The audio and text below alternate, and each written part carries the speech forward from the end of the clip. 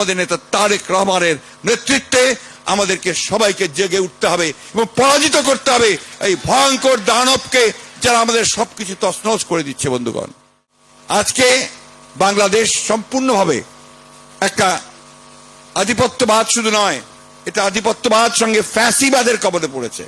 যারা আজকে বাংলাদেশকে শাসন করছে এদের সঙ্গে জনগণের কোনো সম্পর্ক নেই, এরা জনগণ থেকে সম্পূর্ণ বিচ্ছিন্ন।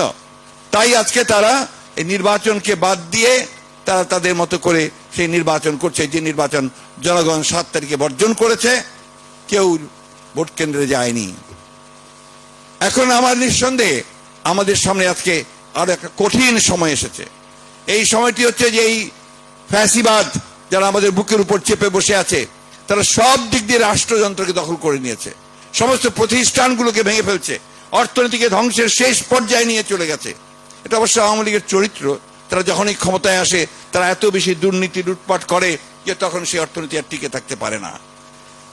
আমার মনে আছে এখনো যে তখন শেখ মুজিবুর রহমান ছিলেন বোধহয় প্রধানমন্ত্রী, তখন অর্থনৈতিক সমিতির একটি আপনার সভা হচ্ছিল, ডক্টর মোজারুল হক সেই অর্থনৈতিক সমিতির প্রেসিডেন্ট ছিলেন।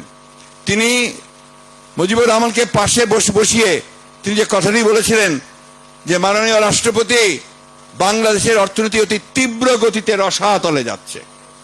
আজকে আবার সেই সময় উপস্থিত হয়েছে যে এখন বাংলাদেশের অর্থনীতি পুরো রসাতলে যাচ্ছে।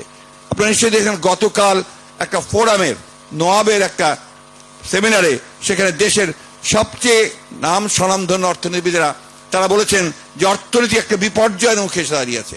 তারা স্বীকার করতে চায় না, তারা সবসময় বলে যে না, অর্থনীতি খুব ভালো আছে, কারণ তাদের দুর্নীতি তো চলছেই। তারা নতুন নতুন উপায় খুঁজছে কি করে তারা দুর্নীতি করবে, মেগা প্রজেক্ট দিয়ে তারা মেগা দুর্নীতির ব্যবস্থা করছে। এবং সবচেয়ে শুনতে অবাক হবেন আপনারা, এই যে প্রজেক্টগুলো আসে এগুলো বেশিরভাগই চায়না থেকে তাদেরকে অর্থায়ন করা হয়, বাংলাদেশের সরকারকে দেওয়া হয়। বাংলাদেশ সরকার আবার তার পছন্দসই লোককে সেগুলোর কাজ করার জন্য সেই টেন্ডার দেয়, সেটা কোটি বিলিয়নস অফ ডলার্সের দেয়। সেইখান থেকে এদেরই একজন লোক বা দুইজন লোক সরকারের মদতপুষ্ট, তারা 5% কমিশন পায় ওই টাকাটা আনার জন্য, এবং পরবর্তীকালে আবার যে কাজ বন্টন করা হয় সেখান থেকে আবার 5% নেয়।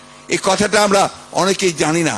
অর্থাৎ চীন থেকে যে টাকা আনা হচ্ছে সেই টাকারও তারা কিন্তু কমিশনের ভাগ বসাচ্ছে। আজকে প্রতিটি ক্ষেত্রে দেখবেন কমিশন ছাড়া তারা কোনো কাজ করে না। শুধু তাই নয়, এখানে কয়েকটি আর্থিক প্রতিষ্ঠান নতুন তৈরি করা হয়েছে। আপনারা জানেন নগদ বলে একটা তৈরি করা হয়েছে। নগদ, এই নগদের টাকা প্রতিটি ট্রানজাকশন থেকে প্রতি টাকায় 5 পয়সা করে কমিশন পায়। সেই কমিশন কোথায় যায়? সেই কমিশন দেশের বাইরে চলে যায়। আমি কারো নাম বলতে চাই না, কিন্তু এই টাকাও দেশের বাইরে বিশেষ কোনো ব্যক্তির খাতে চলে যায়। বন্ধুগণ, এই একটা দুটা বিষয় নয়। আপনারা দেখেছেন আজকে আমার এক বন্ধু, আমি এটা বলেই শেষ করব, কয়েকদিন আগে আমার সঙ্গে দেখা হয়েছিল একটা বিয়ের অনুষ্ঠানে। আগে আমার সামনে যখন ইউনিভার্সিটিতে পড়তাম তখন ছাত্রলীগ করতো, পরে আওয়ামী লীগ করতো, আওয়ামী লীগের এমপিও হয়েছিল। তো এখন সে রাজনীতি করছে না, গত 10 বছর ধরে রাজনীতি করছে না। আমি তাকে জিজ্ঞেস করলাম যে তুমি রাজনীতি করছো না কেন? বলছে কোন রাজনীতি করব, আমি তো আওয়ামী লীগ করতাম। এখন তো আওয়ামী লীগ আর সেই আওয়ামী লীগ নাই, এটা হচ্ছে আজিজ আর বেনজিরের আওয়ামী লীগ। এবং ঘটনা তাই, এখন আর আওয়ামী লীগ কোনো রাজনৈতিক প্রতিষ্ঠান নয়, তারা চরমভাবে ব্যাংকক্রাফট হয়ে গেছে, তারা দেউলিয়া হয়ে গেছে। তাই সম্পূর্ণভাবে এই সমস্ত দুর্নীতিবাজ আমলাদের উপরে, দুর্নীতিবাজ রাজকর্মচারীদের সঙ্গে আতাত করে তাকে ক্ষমতায় টিকে থাকতে হচ্ছে। বন্ধুগণ, সবচেয়ে বড় কথা, আমাদের তো এই বসে দেখে চুপ করে থাকতে চলবে না। আমরা অনেক আমরা ত্যাগ স্বীকার করেছি, অনেকে আমাদের মধ্যে নিহত হয়েছেন, আমাদের অনেক বন্ধু প্রাণ দিয়েছে। 22 জন প্রাণ দিয়েছে শুধুমাত্র একটা বছরের মধ্যে রাজপথে। আমাদের 60 লক্ষ মানুষের মিথ্যা মামলা দিয়েছে। আমাদের প্রায় 27,000-28,000 লোককে 28 তারিখের পরেই গ্রেফতার করে ঢুকিয়ে দিয়েছিল। আমাদের দেশনেত্রী বেগম খালেদা জিয়া, যিনি আমাদের সবচেয়ে অনুপ্রেরণার স্থল, তাকে মিথ্যা মামলা দিয়ে সাজা দিয়ে তাকে আটক করে রেখেছে। আমাদের ভারপ্রাপ্ত চেয়ারম্যান, যিনি আজকে গোটা আন্দোলনের সামনে নেতৃত্ব দিচ্ছেন, আমাদেরকে জাগিয়ে তুলছেন, সেই নেতাকেও মিথ্যা মামলা দিয়ে নির্বাসিত করে রাখা হয়েছে। বন্ধুগণ, বিশেষ করে তরুণ যুবকদের উদ্দেশ্যে বলতে চাই, আপনাদের আর বসে থাকলে চলবে না। এখন সময় হয়েছে আপনাদের দেশ ও মাতৃকার ডাকে জেগে উঠবার।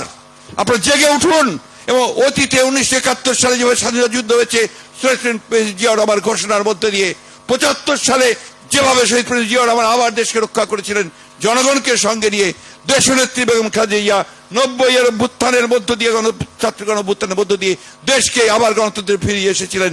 সেইভাবেই আজকে আমাদের নেতা তারেক রহমানের নেতৃত্বে আমাদেরকে সবাইকে জেগে উঠতে হবে এবং পরাজিত করতে হবে এই ভয়ঙ্কর দানবকে, যারা আমাদের সবকিছু তছনছ করে দিচ্ছে। বন্ধুগণ,